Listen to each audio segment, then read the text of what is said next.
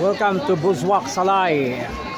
We are here Ed Casinya's vlog together with Sheila Naoy, Red Butterfly. No? Adri na gikan sa kang Elias GTV band sayang live concert. Grabe kayo. Grabe ka energetic, no? Pagdaga kay tao. Magpangbang ang tao din napita mga idol. No? Alas.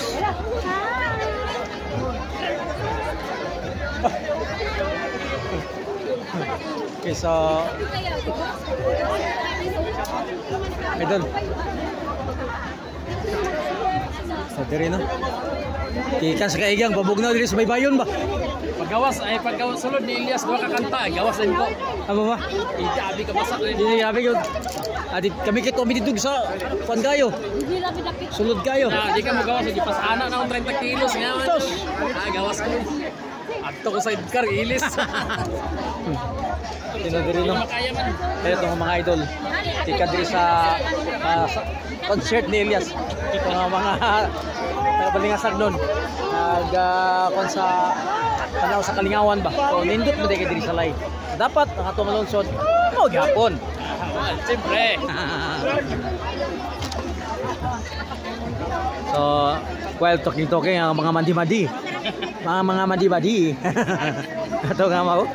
Murag panggapoy gikan gawas sa mga singot ba. Lumpig pa nang gi-jogging, nang gi-basketball. Oh, klaro kay gipangigangan ng mga dargo to. Halos na lako-lako gipangigangan. In fairness, sada kayo ang ilang heart o mga stars, yung mga lights. No?